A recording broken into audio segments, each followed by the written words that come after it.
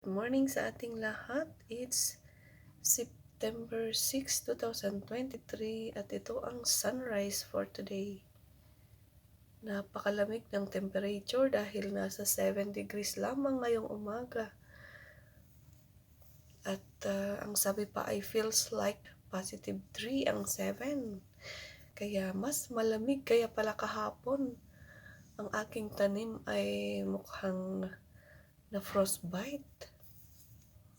Dahil hindi kaya ng aking oregano ang lamig. But I hope magsusurvive pa yun. Ay sana ay mag-survive pa yun kasi okay pa naman yung yung kanyang mga tangkay. Kailangan kong ipasok sa loob para hindi sila tuluyang mamatay dahil nga naman malamig na hindi nila kaya ang temperature.